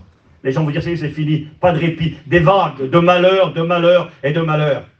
Le verset qui suit, écoutez bien. Apocalypse 11, 14 et 15. Le second malheur est passé, voici le 3e malheur, il vient bientôt. Apocalypse 12, 12, que c'est beau. Et là, quelque part, on voit la distinction de ceux qui sont heureux, de ceux qui connaîtront le malheur. Je fais vite, promis. Réjouissez-vous, cieux. Il ne parle pas là des habitants de la terre, il parle de ceux qui habitent les cieux. Réjouissez-vous, cieux, et vous qui habitez les cieux. Il y a des gens qui bientôt vont habiter le ciel. Ils vont quitter la terre. Il va y avoir un enlèvement dans le ciel. D'ailleurs, c'est précisé, je ne sais pas si je vais trouver le verset, je crois que je ne l'ai pas noté, mais dans l'Apocalypse, au chapitre 19, je crois, je regarde si je le vois, si je ne le vois pas, ce n'est pas grave, je vous le dirai de mémoire. Je crois qu'il s'agit et qu'il parle encore de ceux qui habitent le ciel. Je regarde si je vois ça. Non, je ne le vois pas là. Je regarde si je le vois un instant. Apocalypse 19, ceux qui habitent le ciel. Et il est question des prophètes, des apôtres et du peuple de Dieu. Donc on s'aperçoit vraiment ici qu'il y a une distinction entre ceux qui resteront et ceux qui partiront. Je ne trouve pas le verset, si vous le voulez, je vous le donnerai à la fin de la prédication. J'ai presque fini. Apocalypse 12, verset 12, réjouissez-vous, la joie, le bonheur, les noces de l'agneau, la gloire, les retrouvailles, la consolation, fini la souffrance, cieux et vous qui habitez les cieux. J'aime bien, moi, le passage de l'Épître aux Éphésiens. Je ne l'ai pas noté, je n'ai rien noté dessus là. L'Épître aux Éphésiens nous parle des familles qui sont dans le ciel. Et elle nous parle des familles qui sont sur la terre. Mais c'est qui les familles dans le ciel? C'est qui? Les anges? Gabriel? Michel? Les séraphins? Les chérubins? C'est qui? Non, ils n'ont pas de famille, eux. Il n'y a pas de papa, il n'y a pas de maman chez les anges. Dieu a créé individuellement chaque ange. Ils n'ont pas de famille. Mais qui sont ces familles dans les cieux? Notre président Jimmy nous enseignait à juste titre que ces familles, ce sont les hommes et les femmes qui appartiennent à l'éternel. Ce sont les chrétiens et les chrétiennes qui, dans la gloire, se retrouvent pour l'éternité. J'aime bien cette parole. Paul dira à Philémon, quand Onésime est parti, il lui a fait de la misère, c'était un jeune homme Onésime, il a fait de la misère à Philémon, il est parti, il n'était pas chrétien, et puis il s'est converti en prison. Et puis là, Paul, il dit à Philémon, il dit, je te ramène Onésime chez toi. Il avait peur, le petit jeune, il avait fait des bêtises, il avait peur de rentrer chez Philémon, son maître. Il lui dit, je le ramène chez toi. Il dit, peut-être a-t-il été séparé de toi pour un temps, afin que tu le retrouves pour combien de temps? Pour l'éternité. Pour l'éternité. Des retrouvailles éternelles. C'est ce que nous croyons. Nous allons retrouver nos bien-aimés et ceux pour l'éternité. Réjouissez-vous, cieux, et vous qui habitez les cieux. Mais malheur à la terre, voyez, et à la mer, car le diable est descendu vers vous, animé d'une grande colère, sachant qu'il a peu de temps. J'ai marqué, le monde aura affaire à la colère du diable, puis à celle de Dieu et à la colère de l'agneau. Bon courage. Cachez-nous devant la colère de celui qui est sur le trône, Apocalypse 6. Cachez-nous devant la colère de l'agneau. Et puis il y aura aussi la colère du diable. Alors bon courage pour ceux qui resteront. Colère, colère, colère, malheur, malheur et malheur. Mais en même temps qu'il y aura le malheur sur la terre, parce que le diable sera descendu animé d'une grande colère, parce qu'il aura peu de temps, en même temps, il y a des gens qui dans le ciel vont se réjouir. Réjouissez-vous, cieux, et vous qui habitez les cieux. Ça, c'est les heureux. Heureux ceux qui participent au festin de l'agneau. Heureux ceux qui ont part à la première résurrection. Heureux ceux qui gardent leurs vêtements. Voyez? Heureux, heureux, heureux. J'ai presque fini. Et puis les 3 derniers versets où il est question de malheur, il y en a 7. Les 3 derniers, Apocalypse 18, verset 10, Apocalypse 18, verset 16, Apocalypse 18, verset 19, nous dit « Malheur, malheur à la grande ville Babylone ». C'est qui cette grande ville Babylone? Cette grande ville, ça rentrait dans les détails parce que le temps nous est compté. Ce sont l'église apostat, ce sont les chrétiens qui vont abandonner la foi, ce sont les chrétiens qui vont se marier avec le monde, déjà aujourd'hui, et qui resteront sur la terre pour devenir la grande Babylone. C'est toute l'impudicité, toute l'immoralité. C'est ces hommes et ces femmes qui auraient dû faire partie de l'épouse fidèle. Avec le respect que j'ai pour chacun, malheur à la grande ville Babylone, elle est appelée la reine des prostituées. Celle qui s'est prostituée, qui a abandonné son maître, qui s'est livrée à l'impudicité, à l'immoralité. Et c'est quelque part l'église qui aurait dû être l'église fidèle, qui aurait dû faire partie de l'enlèvement et partir dans la gloire, mais qui restera sur terre parce qu'elle vit en compromis, parce qu'elle aime le monde, parce qu'elle est mariée avec le monde, parce qu'elle a l'apparence de la piété, mais elle renie ce qui en fait la force. Rappelez-vous, 1 Timothée chapitre 4, j'ai presque fini, verset 1er, le Saint-Esprit dit expressément que dans les derniers temps, plusieurs abandonneront la foi. Ce sont ces hommes et ces femmes qui abandonnent la foi, mais pour faire quoi? Pour s'attacher à des esprits séducteurs et à des doctrines de démons. Ce sont ces chrétiens de Luc 13 qui frapperont à la porte et qui diront « Seigneur, ouvre-nous ». Et le Seigneur dira « Mais moi je ne vous connais pas. Arrière de moi, ouvrier d'iniquité ». Ce sont les gens de Laodicée, l'église partagée et tiède, qui a refusé de se remettre en cause, de revêtir le vêtement blanc, de venir acheter de l'or éprouvé par le feu, qui croyait que tout était bien. Comment vas-tu, Laodicée? Je suis riche, je me suis enrichi, je n'ai besoin de rien, tout va bien. Mais tu ne sais pas que tu es pauvre, misérable, aveugle et nu. Et je vais envoyer contre toi une grande épreuve. Et je crois qu'il faut prendre conscience ce soir. C'est avec beaucoup de salut que je vous parle. Amen. Malheur, malheur, malheur à la grande ville Babylone. Ce sont les religieux. J'ai marqué jugement de l'église apostate et œcuménique, la grande religion mondiale qui vient et qui existe déjà. Aujourd'hui, dans le monde, même évangélique et protestant, il y a de grands pasteurs qui sont en train de s'unir avec l'église catholique. Et ils s'unissent avec l'islam. On appelle ça le chrislam. Chrislam mélange l'islam. Tout est bien. Puis je m'excuse, je suis gêné, mais parce que qu'on ouvre nos yeux. Il y a de cela 10-15 jours en arrière, le pape a fait une déclaration qui représente l'autorité chrétienne, catholique dans le monde. Il a fait une déclaration, il a invité, quel scandale, quelle abomination. Même dans le monde catholique, ça bouge, ils sont très mécontents, beaucoup d'évêques. Il a invité les évêques du monde entier, c'est lui l'autorité. Dans l'église catholique, on dit que le pape, c'est le représentant de Jésus sur terre. C'est marqué sur sa couronne qu'il a sur le front, Vicarius Filii Dei, le vicaire du Fils de Dieu. Quand tu mets tous les lettres bout à bout, ça fait 666. Et c'est marqué le remplaçant du Fils de Dieu. Quand le pape déclare quelque chose, c'est comme si c'est Jésus qui parlerait lui-même. Et il a demandé, il y a 15 jours, 3 semaines en arrière, à ce que les évêques et les prêtres du monde entier bénissent le mariage pour tous. Vous avez écouté, hein? C'est récent, il y a 15 jours, 3 semaines en arrière. Du jamais vu. Ils sont scandalisés, même dans l'église catholique, ils sont scandalisés, mais c'est lui qui a l'autorité. Voilà où on en est. C'est marqué, tu es la mère de l'impudicité, la grande Babylone. L'église catholique jouera... J'ai rien contre les catholiques, s'il y en a ici ce soir. Et je vous demande pardon si vous vous sentez blessé par ce que je dis. Je ne veux pas vous blesser. Ce que je dis, vous pouvez le vérifier, c'est authentique et c'est vrai.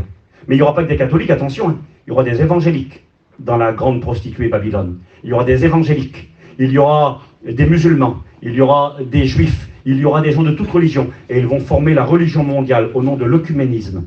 C'est aujourd'hui, ça existe. Et là, qu'est-ce que dit la Bible? Parce qu'il y en a qui choisissent cette église-là, ils font ce qu'ils veulent. C'est écrit malheur, malheur, malheur. Alors, je vais finir mon message tout de suite. Je crois qu'il est moins 10, je vais être un minimum sérieux. Quand nous lisons ce livre de l'Apocalypse, j'ai essayé de vous montrer une démonstration à grande vitesse, j'ai essayé de courir avec vous. Je vois au chapitre 1er, heureux celui qui écoute, qui lit et qui garde. Chapitre 22, heureux, heureux, heureux. Et tout au long de la joie, je me rends compte que c'est réservé à ceux et celles qui ont choisi leur camp. Ce soir, je vous pose la question, réfléchissez. J'ai essayé de placer devant vous, que veux-tu? Le heureux, heureux, heureux, heureux, dis-le 7 fois, ça veut dire la plénitude du bonheur. 7, c'est la perfection, la plénitude. La perfection, la plénitude dans le bonheur. Ou alors le malheur, malheur, malheur, malheur. Qu'est-ce que tu veux? C'est sérieux parce qu'il en va de ton choix à toi. Jimmy avait dit dans l'avion à cette brave dame, « Madame, oui, nous pouvons vous dire l'avenir. » Voilà ce que dit. Il a cité la Bible. Oh, il n'a peut-être pas fait comme je l'ai fait ce soir, mais il a présenté les deux réalités possibles. Et il l'a invité à choisir. Je te le promets, c'est très important et très sérieux. Les frères n'ont pas organisé, n'ont pas demandé de venir juste pour qu'on passe 1 heure ensemble. On est content d'être ensemble, béni soit Dieu. Je suis content de les voir, c'est mes copains, on s'est connus cet été, et je me réjouis de les voir. Je vois Milor, je connais depuis des années, son garçon qui est là, je connais plein de personnes. Je suis content de vous voir. Mais je ne suis pas venu pour qu'on se voie. Je suis venu, je le crois, comme mes copains qui prêchent l'évangile avec un mot de Dieu. Nous inviter à la réflexion, nous inviter à la décision, nous inviter à la persévérance pour l'Église. Parce que ce soir, on est peut-être du côté des heureux, mais Satan va tout faire pour qu'on bascule du côté des malheureux. Alors il va falloir combattre, il va falloir serrer les dents, il va falloir dire Seigneur, c'est fini, j'ai compris. Bientôt là, je le dis, j'ai fini tout de suite. Quand il y a un match de boxe, c'est terrible, hein, je pense souvent à ça. Ils vont dire, il n'aime pas la boxe, lui. Il n'aime pas la boxe. Je fais de la boxe quand j'étais jeune, c'était il y a longtemps. Je n'étais plus terrible sur un ring de boxe aujourd'hui. Quand il y a un match de boxe, quand le combat se termine, au dernier round, eh bien, parfois les jeux sont faits. Parfois, il y en a un qui a pris une volée pendant 12 rounds, là, et puis c'est terminé, c'est le championnat du monde, et il a perdu. Et puis quand il arrive dans le coin, là, avant que ça commence le dernier round, les hommes de coin vont lui dire, écoute bien, on va te dire quelque chose, t'as perdu. C'est fini, t'as perdu. Il a gagné 10 rounds, t'en as gagné un, t'es mort, t'as perdu. T'as une seule chance, c'est le KO. Si tu gagnes par KO, il n'y a que comme ça que tu vas t'en sortir. Alors donne tout ce que t'as parce que c'est fini. Ben, c'est exactement ce que le diable est en train de faire avec ces démons. Ils se sont rassemblés puis ils se sont dit c'est fini, c'est le dernier round. Jésus revient. La cloche va sonner, ça ne sera pas une cloche pour nous, hein. Ça sera la trompette de Dieu. Ça va sonner, les chrétiens vont partir. Il va tout faire pour nous faire dérailler. Il va tout faire pour qu'on abandonne. De Timothée 3, verset 1er. Sache que dans les derniers jours, les temps seront très difficiles, cruels, bestials. C'est les temps que nous vivons aujourd'hui. Je sais que c'est pas facile d'être un chrétien. Moi aussi, je suis un chrétien. Avant d'être un pasteur, je suis un chrétien. Les combats que vous avez, on les a, et puis je m'excuse, on n'est pas plus, on n'est pas moins, mais on a peut-être autant, si ce n'est plus de combats que vous. On a des combats, la tentation de baisser les bras, on l'a. La tentation d'abandonner, parfois nous aussi nous l'avons. Parce que le découragement gagne tout le monde. On a les mêmes combats, on a les mêmes peines, on a les mêmes tristesses. Mais à celui qui vaincra, celui qui vaincra, celui qui vaincra, heureux, heureux, heureux. Alors excusez-moi, je ne suis pas un fou. Je ne suis pas le plus intelligent non plus, mais j'ai compris quelque chose. J'ai compris qu'il vient. Je sais que la Bible est la vérité. Sa venue est imminente. Je n'ai pas le temps de vous en parler. Le monde est en train de nous crier que Jésus arrive. Et que tout ce qui doit arriver, tous les malheurs mentionnés dans l'Apocalypse, ils sont là devant nous. Les malheurs, malheurs, malheurs, malheurs. Ils arrivent à grande vitesse. Mais en même temps, arrive le bonheur, bonheur, bonheur, heureux. Alors je connais les projets que j'ai formés pour toi, Steve. Projets de paix et non de malheur, afin de te donner un avenir et de l'espérance. Alors cet avenir, il est là. Je le touche du bout du doigt, mais je ne vais pas le laisser passer. Je vais demander au Seigneur qui m'aide, qui me garde, qui me donne la force de combattre, de tenir bon, parce qu'il revient. On prie le Seigneur, s'il vous plaît. Seigneur notre Dieu, merci. Merci pour cette soirée. Merci pour le partage de ta parole. Seigneur, je suis convaincu que l'essentiel était déjà connu.